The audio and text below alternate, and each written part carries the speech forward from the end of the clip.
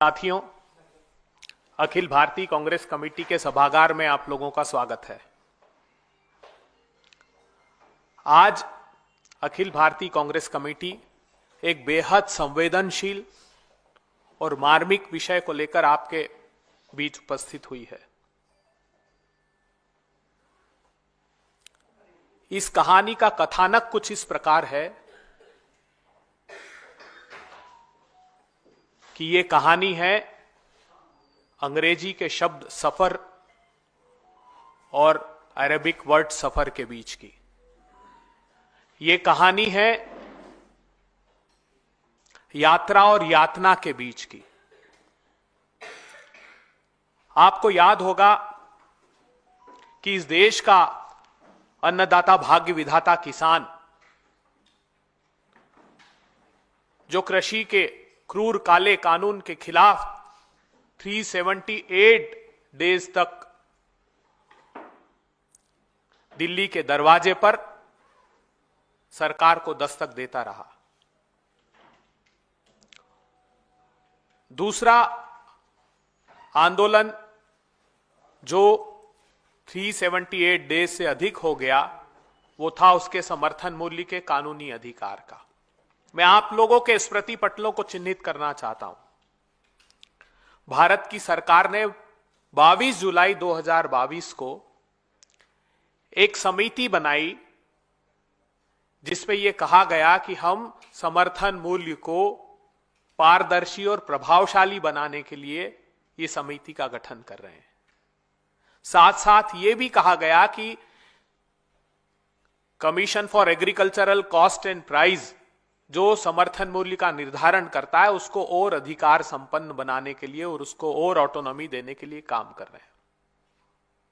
अब कहानी यहां से प्रारंभ होती है कि इस समिति की 22 फरवरी 2025 तक 7 मीटिंगें हुई हैं और इनकी उप समितियों की 39 मीटिंगें हुई है। 22 फरवरी को देश के कृषि मंत्री भोपाल से दिल्ली के लिए एक विमान में उड़ान भरते हैं और देश के कृषि मंत्री ये पाते हैं कि उनकी जो कुर्सी है बैठने के लिए उस विमान में, उस पर वो असहज महसूस कर रहे हैं। उस कुर्सी पर बैठने में वो कठिनाई महसूस कर रहे हैं। तो एक तरफ उनका भोपाल से दिल्ली तक का जो सफर है, 1 घंटे की यात्रा में उनको कष्टदायी लगता है और वो सोशल मीडिया पर अपनी उस पीड़ा को लेकर कोहराम मचा देते हैं। दूसरी तरफ कहानी उन किसानों की है जो सफर कर रहे हैं बीते 10 साल से। बीते 10 साल से वो यातनाएं भोग रहे हैं, बीते 1 दशक से यातनाएं भोग रहे हैं और 1 घंटे की यात्रा में उस पीड़ा को सहन नहीं कर पाते देश के कृषि मंत्री। वो यातनाएं क्या भोग रहे हैं? 10 सालों की यातना में जैसे ही किसान विरोधी नरेंद्र मोदी सरकार सत्ता में आती है तो सबसे पहला काम करती है किसानों के बोनस बंद करने का। मई में सरकार बनती है और जून में आदेश जारी करती है कि 150 रुपए का बोनस अगर धान और गेहूं पर किसी प्रांत की सरकार ने दिया तो हम समर्थन मूल्य पर उसकी खरीदी को बंद कर देंगे। दूसरा निर्णय लेती एक के बाद एक 3 अध्यादेश लेकर आती है। भूमि का अधिकार जो भट्टा परसोल से राहुल गांधी जी ने लड़ाई प्रारंभ करके 1 सदी के बाद किसानों को अधिकार संपन्न किया था, उसको एक के बाद एक 3 अध्यादेश लाकर छीनने का क्रम प्रारंभ करती है।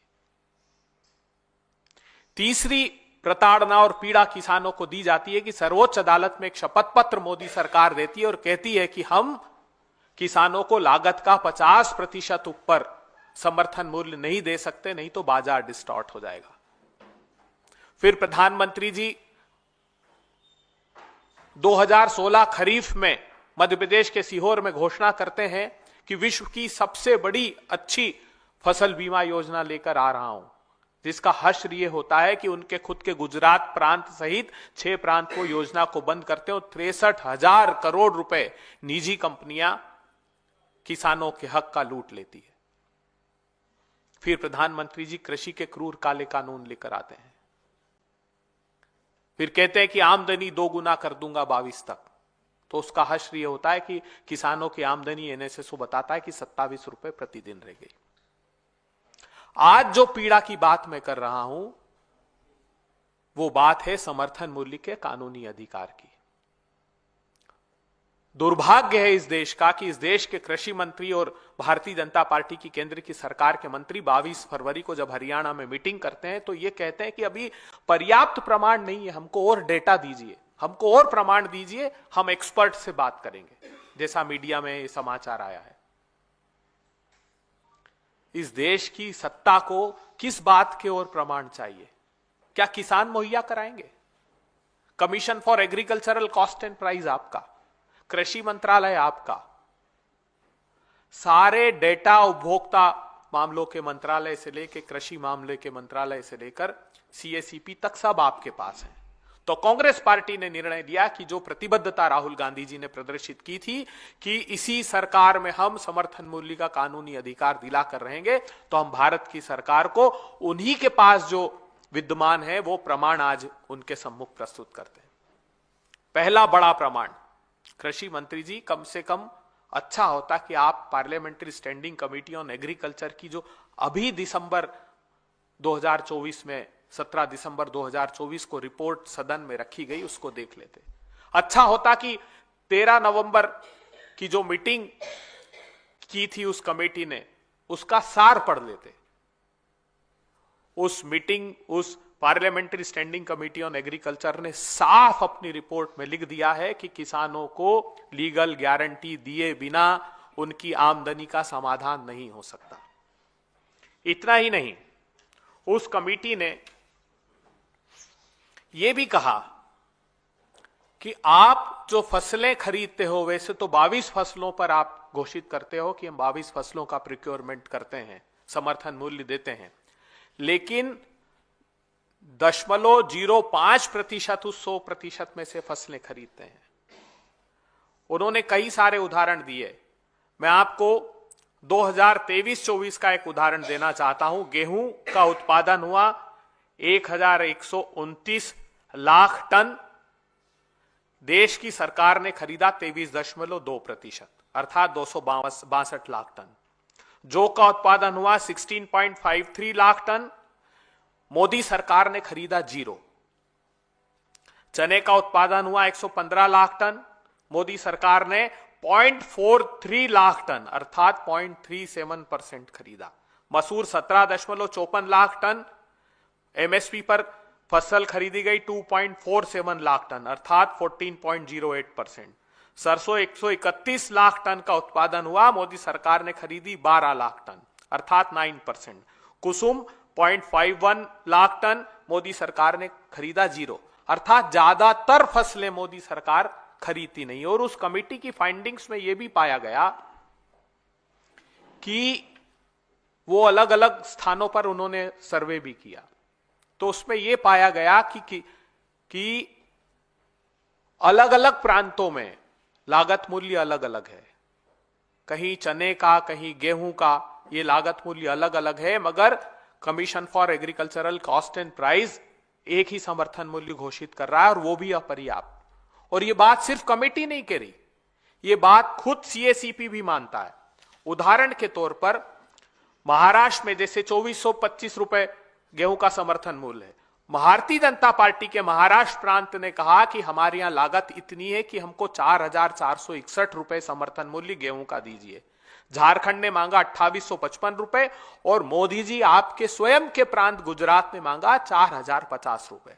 इसी प्रकार चने का 7119 रुपए महाराष्ट्र ने मांगा, आंध्र प्रदेश ने 8341 रुपए मांगा, आपके प्रांत गुजरात ने 7050 रुपए मांगा। इसका आशय यह है कि आपकी प्रांत की सरकारों का भी आप दमन कर रहे हैं। अगर वो कह रही है कि हमारे यहां लागत अधिक है और समर्थन मूल्य पर्याप्त घोषित नहीं किया जाता, तब भी मोदी सरकार उसका संज्ञान लेने को तैयार नहीं है।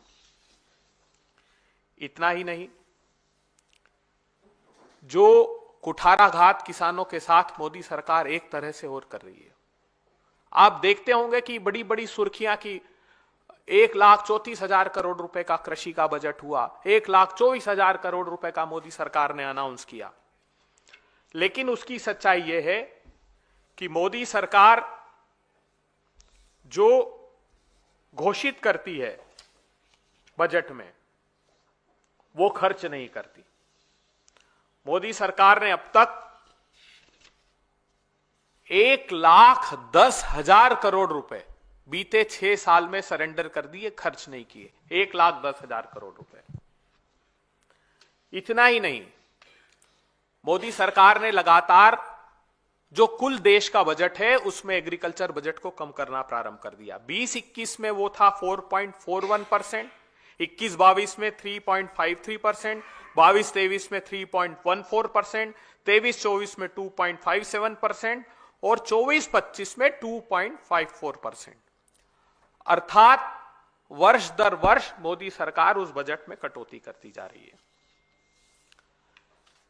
इतना ही नहीं, एक बड़ा कुठाराघात मोदी सरकार ने और किया है, वो है हमारे सब प्लान में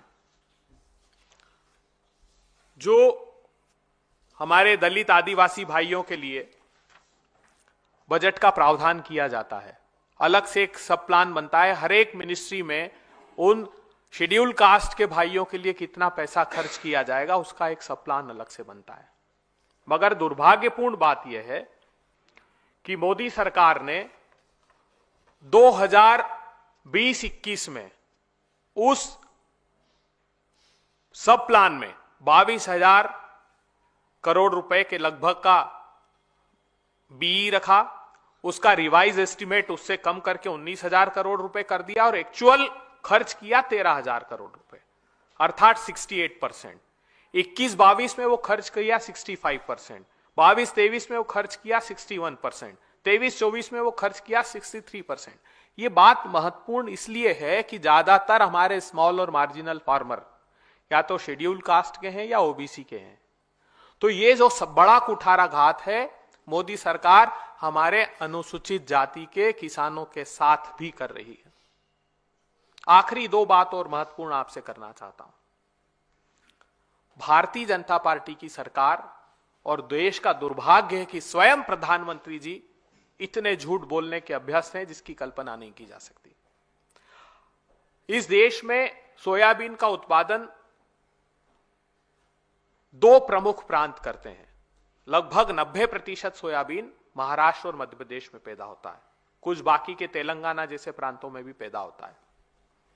अब आपको याद होगा तो महाराष्ट्र के चुनाव के समय विदर्भ में जहां पर 60 विधानसभा सीटें उस किसानों से प्रभावित होती है, वहां पर किसान भाइयों ने कहा कि हमको सोयाबीन का समर्थन मूल्य जो 4892 रुपए है, 4892 रुपीज पर क्विंटल है, उससे भी कम कीमत बाजार में मिल रही है। सरकार उसका संज्ञान ले, लेकिन सरकार ने संज्ञान शुरू में नहीं लिया, एक आंदोलन का स्वरूप बनने लगा। तो स्वयं प्रधानमंत्री जी आए उस चुनावी भाषण में और यह कहा कि किसान भाइयों, मैं घोषणा करता हूं कि 6,000 रुपए आपको इस सोयाबीन का कीमत दिलाऊंगा। महायुति की सरकार बनेगी और सरकार आपको 6,000 रुपए उसका भुगतान करेगी। महाराष्ट्र को 13 लाख क्विंटल और मध्य प्रदेश को 13,68,000 क्विंटल के लगभग की स्वीकृति प्रदान की प्रोक्योरमेंट की। इन प्रांतों ने 6/2/2025 तक महाराष्ट्र ने और 2/1/2025 तक मध्य प्रदेश ने, क्योंकि यह समय सीमा तय की थी कि इसी समय तक प्रोक्योरमेंट होगा। 8 लाख मेट्रिक टन और लगभग 4 लाख मेट्रिक टन के प्रोक्योरमेंट हुआ। 1 पैसा समर्थन मूल्य के ऊपर मोदी जी ने नहीं दिया, जो घोषणा की थी स्वयं ने कि मैं आपको 6,000 रुपए क्विंटल उसका दाम दूंगा। दुर्भाग्यपूर्ण बात यह है कि एक तरफ मोदी सरकार ने बीते 9 साल में 25,000 रुपए हेक्टेयर खेती की लागत बढ़ा दी है, डीजल के भाव बढ़ाकर, कीटनाशक के खाद पर जीएसटी लगाकर, खाद के दाम बढ़ाकर। और इस बात का खुलासा इसके पहले जो 69th parliamentary committee on agriculture थी, उसमें खुलासा हुआ कि एग्रीकल्चर मिनिस्ट्री का सबमिशन उस कमेटी में था जो चौंकाने वाला था कि हम 2017 से मोदी सरकार से कह रहे हैं कि पावर ट्रिलर्स पर, हार्वेस्टर पर, ट्रैक्टर्स पर, अर्थात इनपुट कॉस्ट जो खेती की है उस पर से जीएसटी या तो रेशनलाइज कीजिए या हटा दीजिए। लेकिन मोदी सरकार हमारी सुनने को तैयार नहीं है। 2023 की ये फाइंडिंग्स है। तो आप कल्पना कर सकते हैं कि कितना बड़ा कुठाराघात किसानों के साथ किया जा रहा है। जब मैं ये कह रहा हूं कि 25,000 रुपए हेक्टेयर कीमत बढ़ा दी, तो लगभग 2,86,000 करोड़ रुपए से लेकर 3 लाख करोड़ रुपए तक किसानों की जेब से ये डाका मोदी सरकार हर साल डालती है और 6,000 रुपए किसान सम्मान निधि देने का स्वांग रचती है। हम प्रतिबद्धता प्रदर्शित करते हैं, हम लोग किसानों के साथ खड़े हैं और हम, राहुल गांधी जी ने जैसा कहा है, ये प्रमाण, विस्तृत प्रमाण केंद्रीय कृषि मंत्री को और प्रधानमंत्री जी को देंगे कि आप सिर्फ टाइम बाय मत कीजिए, आप किसानों को प्रताड़ित मत कीजिए। हमारी संकल्पना साकार होगी, किसानों की जय जयकार होगी। चले संघर्ष आठो याम तुमसे, करेंगे अंत तक संग्राम तुमसे। हम ये प्रतिबद्धता प्रदर्शित करते हैं कि किसानों के हक की लड़ाई हम अंतिम समय तक लड़ेंगे।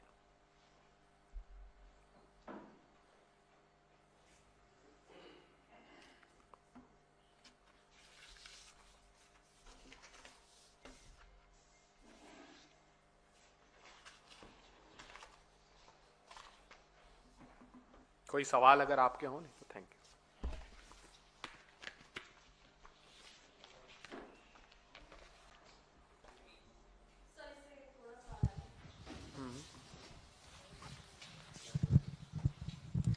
सर, कांग्रेस की तरफ से गारंटीज दी गई थी हिमाचल प्रदेश में भी, जिसमें एक 100 आश्रय योजना जो थी वो प्रॉमिस की गई थी हिमाचल प्रदेश गवर्नमेंट ने।